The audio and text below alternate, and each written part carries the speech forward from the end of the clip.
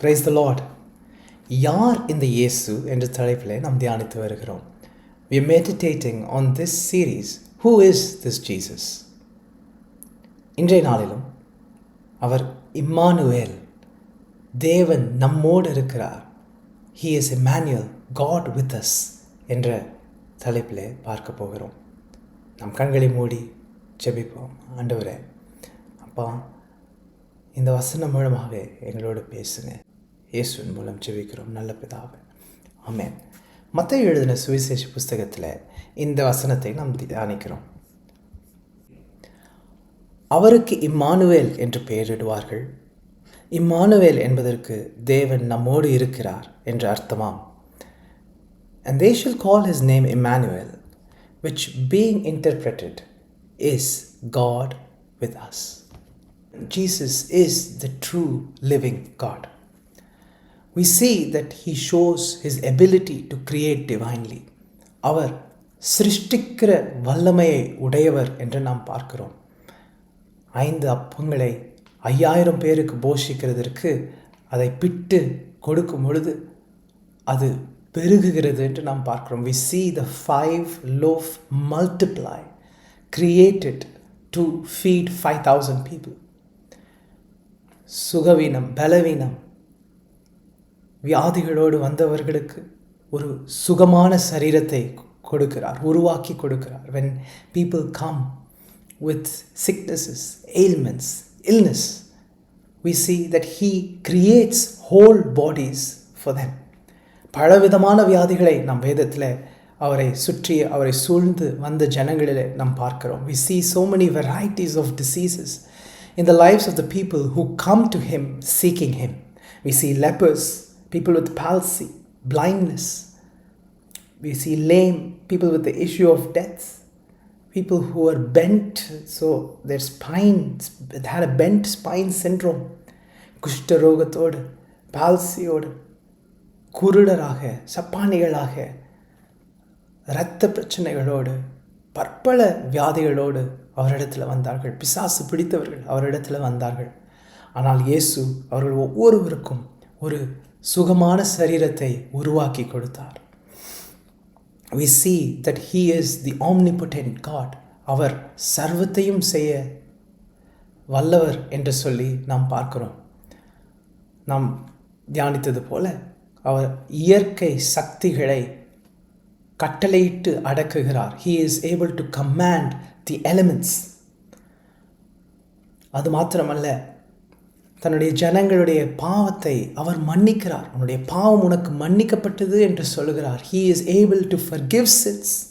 He is able to judge. நியாயம் தீர்க்கவும் அவருக்கு அதிகாரம் உண்டு. Only God can forgive sins. Only God can judge. தேவன் ஒருவர் மாத்திரம்தான் பாவங்களை மன்னிக்க முடியும், நியாயம் தீர்க்க முடியும். அந்த அதிகாரத்தை அவர் உடையவராயிருக்கிறார். மனுஷரை குறித்து ஒருவரும் அவருக்கு சாட்சி சொல்ல வேண்டியது இருக்கவில்லை. ஏனென்றால் மனுஷருக்குள் இருக்கிறதை அவர் அறிந்திருந்தார் என்று வேதம் சொல்லுகிறது. The Bible says that no one needed to testify about man, any man, to him, because he knew what was in the hearts of men. வேதம் சொல்லுகிறது, இயேசு கிறிஸ்து நேற்றும் இன்றும் என்றும் மாறாதவர். The Bible says that Jesus Christ is the same yesterday, today and forever. Immutability is an attribute of God. மாறாமல் இருக்கிற தன்மை அது தேவத்துடைய தன்மை. அது மாத்திரமல்ல, அவர் பரிசுத்தர், உண்மையுள்ளவர், ஞானம் நிறைந்தவர், மகிமை உள்ளவர் என்று வேதம் சொல்லுகிறது. The Bible says that Jesus was always holy, always true, always wise and always glorious. அவரை தொழுது கொண்டவர்களை அவர் நீங்கள் என்னை வணங்காதிருங்கள் என்று சொல்லவில்லை. We see that Jesus accepts worship, and people who sought him in prayer, he answered them. யாரெல்லாம் அவரிடத்திலே வேண்டிக் கொண்டு ஜெபித்தார்களோ அவர்களுக்கு செவி கொடுத்தார். தேவத்தின் தன்மத்தை அவருக்குள்ளாக பார்க்கிறோம். We see the nature of God inside of him. He was sinless. He was completely righteous. பாவமில்லாதவராக, நீதி உள்ளவராக, பரிசுத்தமாக இயேசு வாழ்ந்தார். நம்மை போல எல்லா விதத்திலும் சோதிக்கப்பட்டும் அவர் பாவமில்லாதிருந்தார் என்று வேதத்தில் நாம் எபிரேயர் 4:15 வாசிக்கிறோம். We read that he was tempted in every way like us, yet he was found without sin. தேவன் மனிதனாக இருந்தால் எவ்வளவு பெரிய காரியங்களை போதித்திருப்பார். அதே காரியத்தை அவர் போதிக்கிறதை நாம் பார்க்கிறோம். What great and powerful words must a man speak if God became man, and we see Jesus speak such powerful words. ஆச்சரியப்படத்தக்கதாக விவரிக்க முடியாத, நாம் கிரகிக்க முடியாத பெரிய காரியங்களை அவர் செய்தார். Jesus showed supernatural, powerful demonstrations like none other.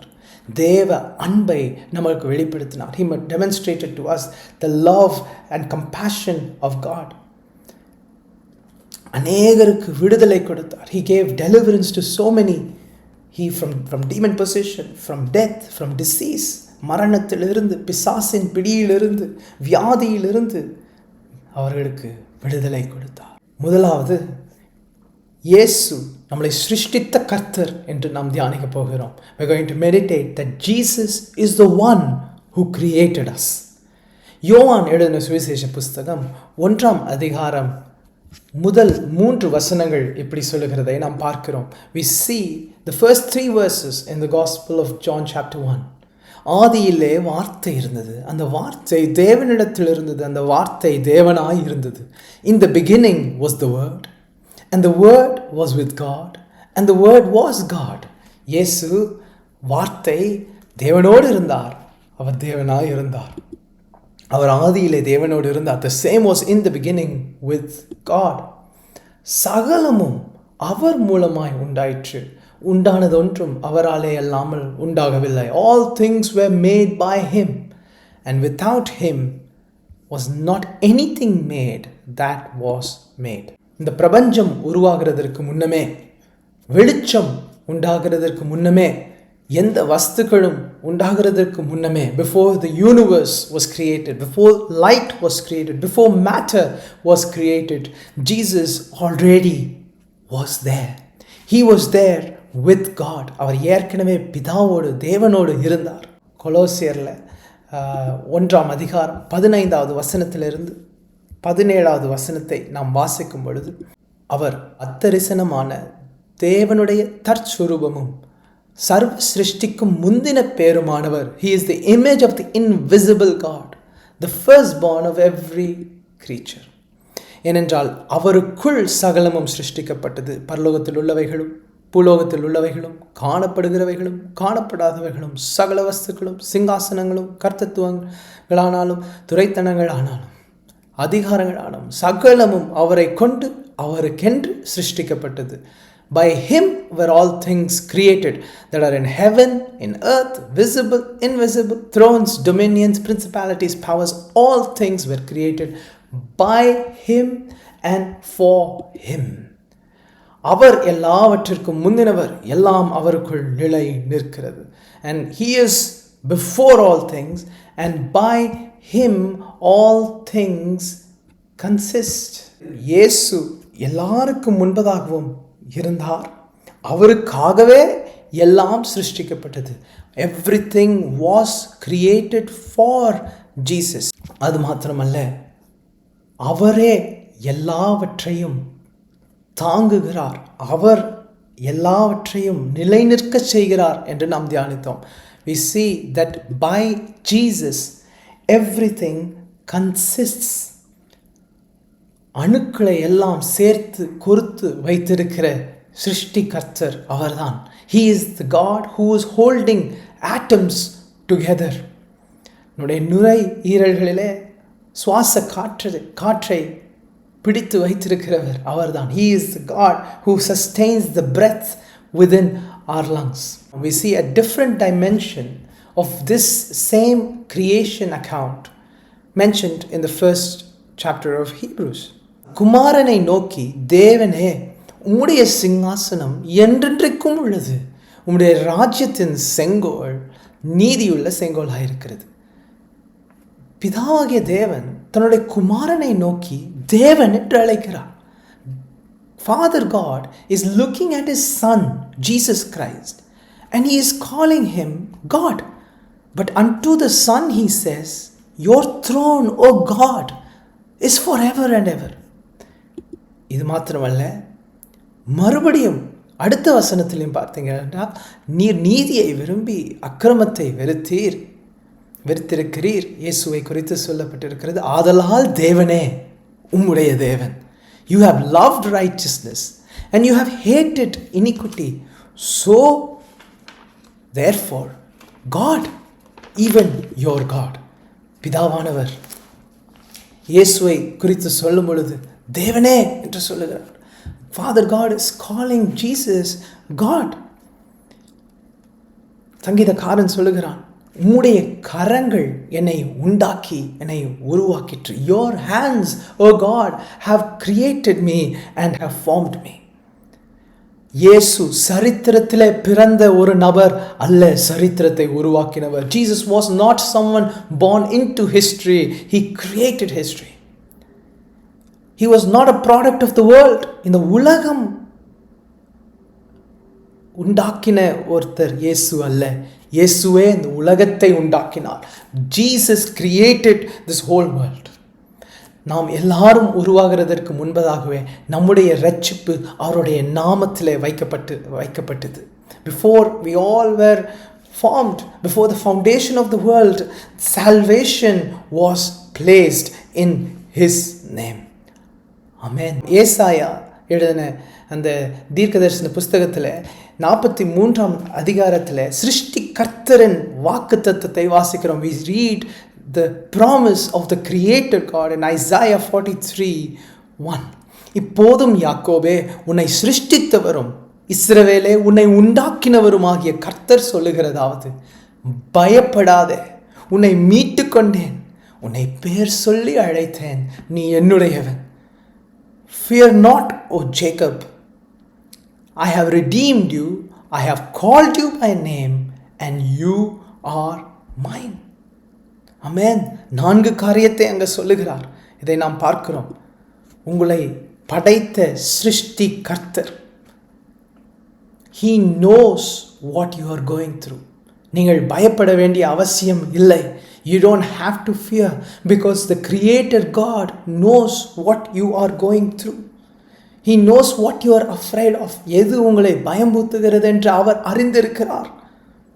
உங்களுக்கு எந்த நேரத்தில் எது தேவை என்று அவர் அறிந்திருக்கிறார். He knows exactly what you need when.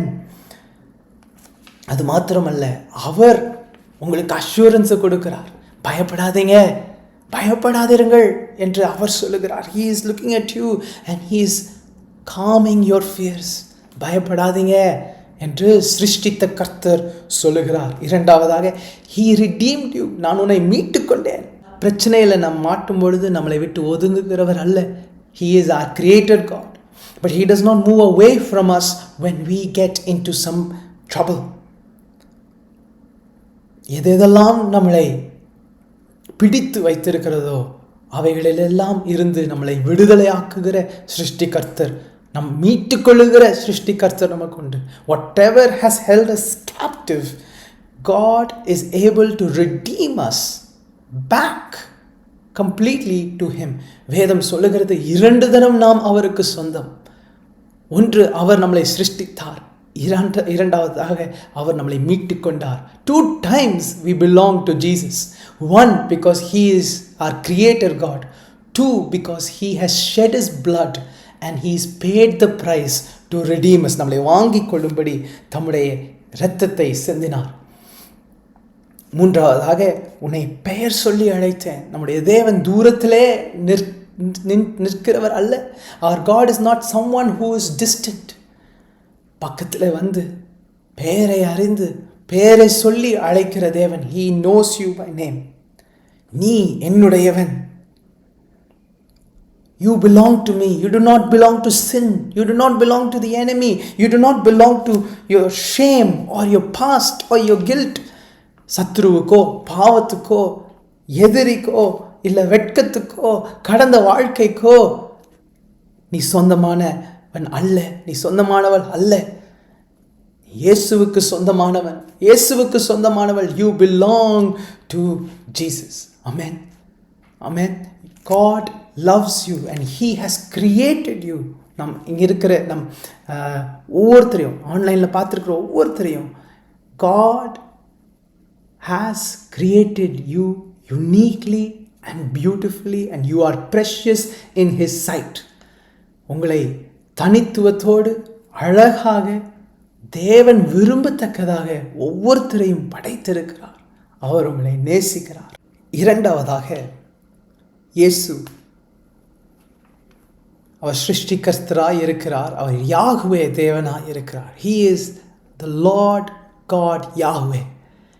யாஹ்வே என்றால் he is self-existent. அவர் தானாக இருக்கிறவர். நாம் எல்லாமே சிருஷ்டிக்கப்பட்டது. everything else was created into existence. ஆனால் அவர்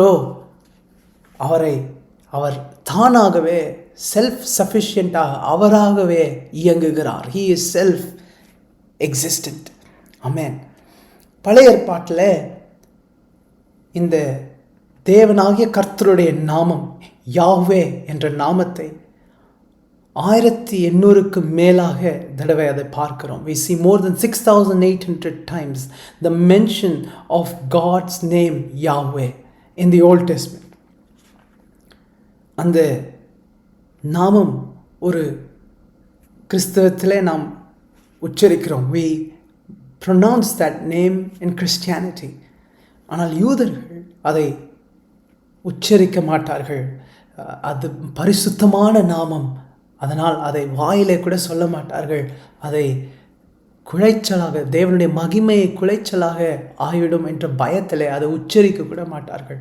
out of fear of blasphemy the Jews don't even pronounce that name Yahweh. அந்த நாமத்தை நாம் சற்று தியானிப்போம். அது 4 எழுத்து உள்ள ஒரு நாமம். It's a name written with 4 Hebrew letters. நீங்கள் பார்க்கிறது போல இந்த எபிரேய மொழி வலதிலிருந்து இடது எழுதுவார்கள். they write from the right hand side to the left hand side in the Hebrew language. Yod he vav he என்கிற 4 எழுத்தில் இந்த நாமத்தை எழுதுகிறார்கள். they use 4 letters, Yudh he vav hey. these 4 letters to form this tetragrammaton, this name of God. பழைய ஏற்பாட்டில் அநேக இடத்துல கர்த்தர் என்று தமிழ் வேதாகமத்தில் கர்த்தர் என்று வருகிற இடங்களில் எல்லாம் இந்த பெயர் யாஹ்வே என்ற பெயரை பயன்படுத்தியிருக்கிறத நாம் பார்க்கிறோம். we see even in the English Bible in many versions the name Lord, capital L, capital O, capital R, capital T, எல்லாமே capitalized. Lord, the name Lord, அது நாம் பார்க்கிறோம். அது யாஹ்வேயை குறிக்கிறது என்று பார்க்கிறோம். இந்த நாமம் எப்படி என்றால் அது ரொம்ப பரிசுத்தமான நாமமாக இருக்கிறதுனால யூதர்கள் அந்த நாமம் என்று சொல்லுகிறதற்கு ஹஷேம் என்று சொல்லுவார்கள். they use the word Hashem to mean that holy name. or when they are reading, வாசித்து கொண்டு இருக்கும்போது, வேதத்தை வாசித்து கொண்டு எந்த இடத்துல கர்த்தர் அதாவது யாஹ்வே என்று வருகிறதோ அந்த இடத்துல அவர்கள் நிறுத்தி அடோனாய், அந்த யாஹ்வே என்ற பெயரை உச்சரிக்க கூடாதுன்றதற்காக அடோனாய் என்ற பெயரை சொல்லி அதற்கு பின்னர் அவர்கள் அதை வாசிப்பார்கள். ஹல்லேலூயா என்று நாம் சொல்லுகிறோம் அல்லவா? ஹல்லேலூயா, the word, அந்த ஹல்லேலூயாவில் இருக்கிற கடைசியில் இருக்கிற யா கூட யாஹ்வே தேவனை மகிமை, praise the Lord, அல்லது ஹல்லேலூயா அர்த்தம் praise the Lord or praise Yahweh, யாஹ்வே தேவனை துதியுங்கள் என்பதுதான் ஹல்லேலூயா என்கிற ஒரு வார்த்தை. அப்பொழுது இந்த பெயர் ரொம்ப முக்கியமான ஒரு பெயர். அடிக்கடி பழைய ஏற்பாட்டில் வருகிறதை நாம் பார்க்கிறோம். குறிப்பாக யாத்ராகமத்தில் தேவன் முட்செடியில் அவர் இறங்கும் பொழுது மோசே தூரத்திலிருந்து பார்க்கிறார். பார்த்துவிட்டு என்ன ஒரு காட்சி, அந்த முட்செடியின் மேல் அக்கினி இருக்கிறது, அது ஆனால் பற்றி போகவில்லை என்று பக்கத்திலே போகிறார். And Moses approaches the burning bush out of wonder and awe because it's full of fire, but it's not scorched. அப்பொழுதுதான் இந்த நாமம் 14வது வசனத்திலே யாத்ராகமத்திலே நாம் வாசிக்கிறது போல, நான் இருக்கிறவராகவே இருக்கிறேன். that is, I am that I am. I exist. இருக்கிறேன் என்பவர் என்னை உங்களிடத்தில் அனுப்பினார் என்று சொல்லுகிறார். Tell the children of Israel that I am. He who calls himself I am has sent me to you. அந்த I am என்கிற பதம்தான் இருக்கிறவர் என்கிற, அவர் சொல்லும்போது இருக்கிறேன், நாம் சொல்லும்போது இருக்கிறவர் என்கிற பெயர் தான் அந்த யாவே. The meaning of the word Yahweh is He will be. When He says it, He says I am. But when we say it, He will be. That is that word Yahweh. யோவான் சுவிசேஷ புஸ்தகம் 8ஆம் அதிகாரத்தில் 58வது வசனத்தில் இயேசுவும் இப்படிப்பட்ட ஒரு காரியத்தை சொல்லுகிறதை பார்க்கிறோம். We read in John 8:58, Jesus claimed to be the great I am. இயேசு ஆபிரகாம் உண்டாகிறதற்கு முன்னமே நான் இருக்கிறேன் என்று மெய்யாகவே உங்களுக்கு சொல்கிறேன் என்றார். Verily, verily, I say unto you, before Abraham was, I am. இந்த இடத்துல கவனிங்க, ஆபிரகாம் இருக்கிறதுக்கு முன்பாகவே நான் இருந்தேன் என்றுதான் அவர் சொன்னதான் அந்த grammatically correct. It's grammatically correct if only he says before Abraham was, I was. ஆனால் அவர் சொல்லுகிற காரியத்தை கவனியுங்கள். மெய்யாகவே உங்களுக்கு சொல்லுகிறேன், ஆபிரகாம் உண்டாகிறதற்கு முன்னமே நான் இருக்கிறேன். Before Abraham was, I am. இதனால் தான் அடுத்த வசனங்களிலே நாம் வாசிக்கிறோம், அவர்கள் கல்லை எறிய வருகிறார்கள். They want to stone Jesus because they see what he is claiming. அவர் என்ன சொல்ல வருகிறார் என்றதை புரிந்தவுடன் அவர்கள் கற்களை எடுக்கிறார்கள் என்று நாம் பார்க்கிறோம். So Jesus is claiming to be the great I am. இது மாத்திரமல்ல, யோவான் சுவிசேஷ புஸ்தகம் முழுவதும் நானே வழியும் சத்தியமும் ஜீவனுமாய் இருக்கிறேன், நானே உயிர்த்தெழுதலும் ஜீவனுமாய் இருக்கிறேன், நானே நல்ல மேய்ப்பன், நானே ஆடுகளின் வாசல், நான் உலகத்தின் வெளிச்சம், ஜீவ அப்பம் நானே என்று சொல்லி அந்த இதே காரியங்களை அவர் அடிக்கடி இருக்கிறேன் நானே, அந்த கிரேட் ஐ ஆம் அந்த டைட்டில் அவர் கிளைம் பண்ணுறதை நாம் பார்க்குறோம். We see Jesus say, I am the way, the truth and the life, I am the resurrection and the life, I am the good shepherd, I am the door of the sheep, I am the bread of life, I am the light of the world. And again Jesus says, I am. அது மாத்திரமல்ல, பழைய ஏற்பாட்டில் கர்த்தராகிய தேவனுக்கு எந்தெந்த பெயரெல்லாம் கொடுக்க முடியுமோ அவைகள் எல்லாம் இயேசுவுக்கு பொருந்தும். Every title in the Old Testament that was found in scripture can now be applied to Jesus. எகிப்தின் இருளிலிருந்து, பாவத்தில் இருந்து, அடிமைத்தனத்தின் நுகத்தில் இருந்து அவர் எப்படி யாஹ்வே தேவன் விடுதலையாக்கி அவருடைய ஜனங்களை வெளியே கொண்டு வந்தாரோ அதுபோல தான் இயேசுவும் இருளில் இருக்கிறவர்களை, பாவத்தில் இருக்கிறவர்கள், மரணத்துக்கு அகப்பட்டவர்களை அவர் விடுதலையாக்குகிறார். ஆமென். அந்த யாத்ராகமம் 3ஆம் அதிகாரம் 7வது 8வது வசனத்தில் அவர் சொல்லுகிறார், எகிப்திலே இருக்கிற என் ஜனத்தின் உபத்திரவத்தை நான் பார்த்து, I have surely seen the affliction of my people. யாஹ்வே தேவன் பார்க்கிறார். நீங்கள் எந்த கஷ்டத்தில் சென்று கொண்டு இருந்தாலும் உங்களுடைய கஷ்டத்தை பார்க்கிறவர் யாஹ்வே தேவன்.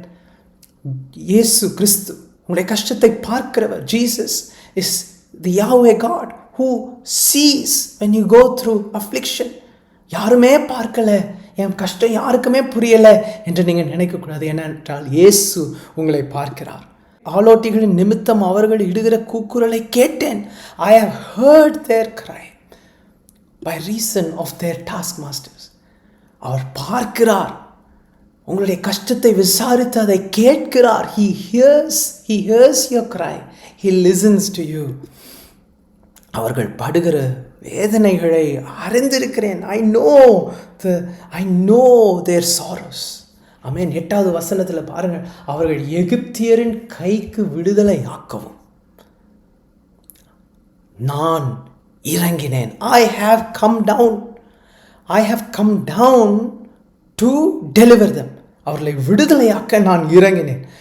அப்போ யாவே தேவன் பார்க்கிறார், கேட்கிறார், அவர் அறிந்திருக்கிறார், இறங்குகிறார். இதே தன்மையை தான் இயேசுவை பார்க்கிறோம். அவர் பரத்திலிருந்து பார்க்கும் பொழுது நாம் பாவத்திலே அகப்பட்டு, துன்பத்திலே அகப்பட்டு, வியாகுலத்துக்கு அகப்பட்டு, வியாதிகளுக்கு அகப்பட்டு இருக்கும்போது பார்க்கிறார், நம்முடைய கூக்குரலை கேட்கிறார், நமக்காக இறங்குகிறார்.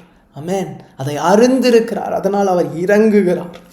வேதம் சொல்லுகிறது, சங்கீதம் 34:18, நொறுங்குண்ட இருதயம் உள்ளவர்களுக்கு கர்த்தர் சமீபமாக இருக்கிறார், நொறுங்குண்ட ஆவி உள்ளவர்களுக்கு ரட்சிக்கிறார். The Lord is near to them that are of broken heart and saves those that are of contrite spirit.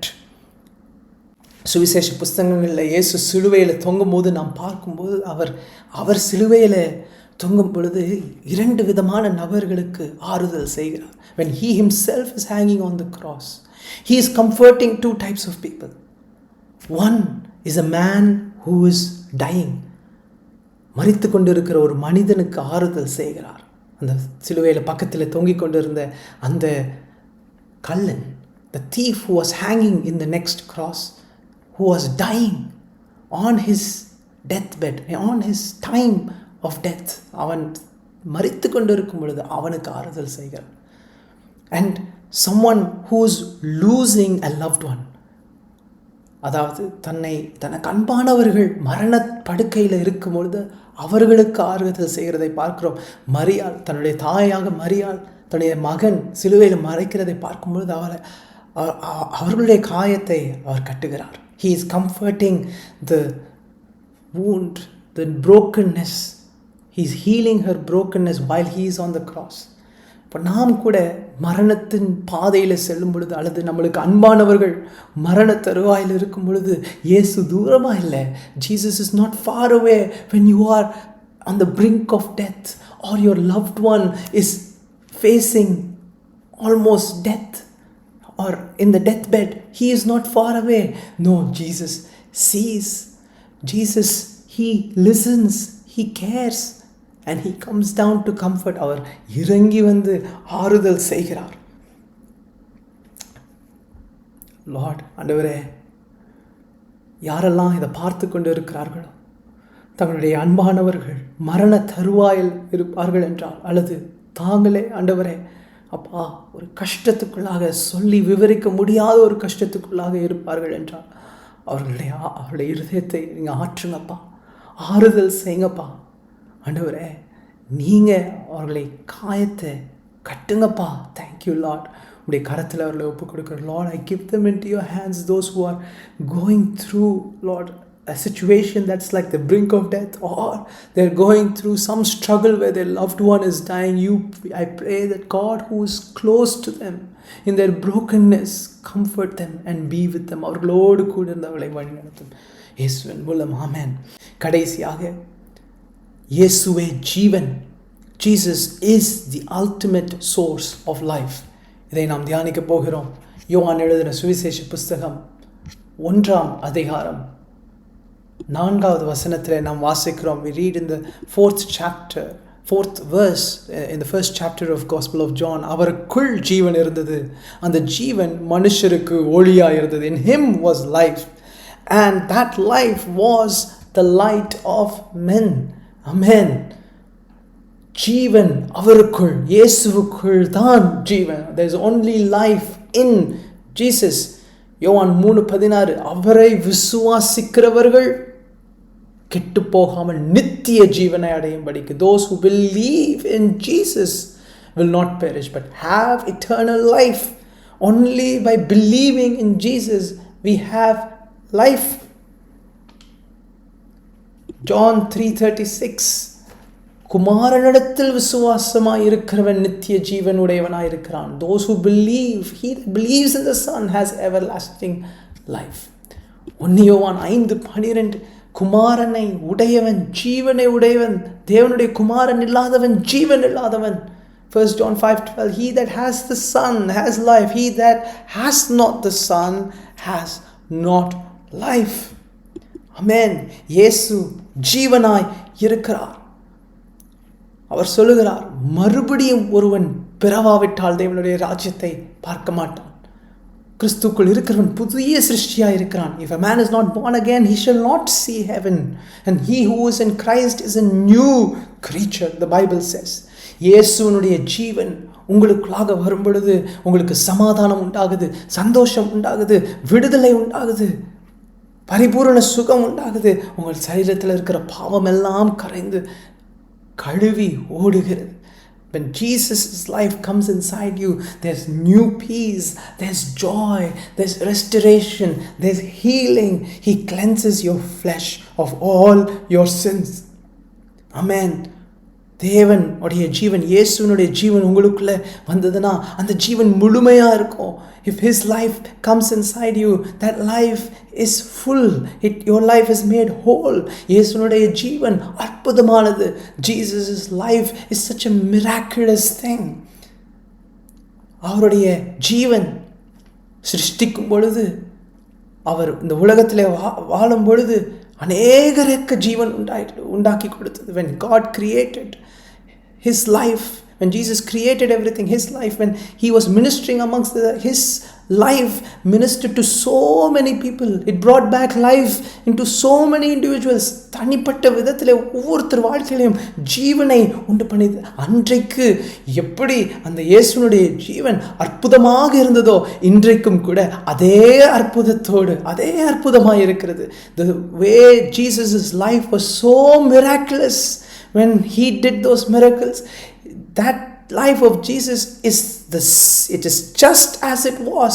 It is just as miraculous today. We see in chapter 10 verse 10, the second half, அவர்களுக்கு ஜீவன் உண்டாயிருக்கவும் அந்த ஜீவன் பரிபூரணப்படவும் வந்தேன். I have come that they may have life and they may have it more abundantly. Amen. அதாவது இயேசுனுடைய ஜீவன் உங்களுக்குள்ளாக செயல்படும் பொழுது உங்களை பூரணப்படுத்துகிறது, உங்கள் வாழ்க்கையை பரிபூரணப்படுத்துகிறது. ஆமென், ஆமென். அந்த வசனத்தை மறுபடியும் வாசிப்போம்.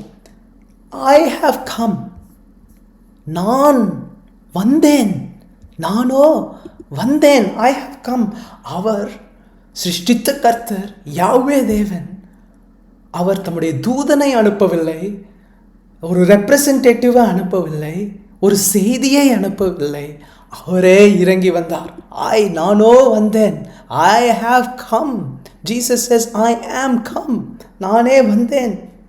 ஆமென். ஜீவனை கொடுக்கிறவரே வந்து விட்டார். ஜீவனை கொடுக்கிறவரே இறங்கி விட்டார். ஆமென். அவருக்குள் ஜீவன் இருக்கிறது. அந்த ஜீவன் எப்படி இருக்கிறது? அது பார்ஷியல் ஹீலிங் கொடுக்கறது இல்லை, ஒரு பார்ஷியல் ரெஸ்டரேஷன் கொடுக்கறது இல்லை. ஏதோ it doesn't make you feel slightly better, but he gives life that is so abundant. அது எவ்வளோ முழுமையான ஜீவன், பரிபூரண ஜீவனை உங்களுக்கு கொடுக்கிற அந்த ஜீவனை உடையவர். அந்த ஜீவனை எப்படி உங்களுக்கு கொடுத்தார்? How did he give that life to you? அந்த ஜீவன் உங்களுக்குள்ளே எப்படி செயல்பட்டு வந்தது? How did that life start working in you? How does it start life working in you? ஜீவனை உருவாக்குகிறவரே, ஜீவனை உண்டு பண்ணுகிறவரே, அந்த ஜீவத்தின் ஊற்றே சிலுவையில் மரித்தார்.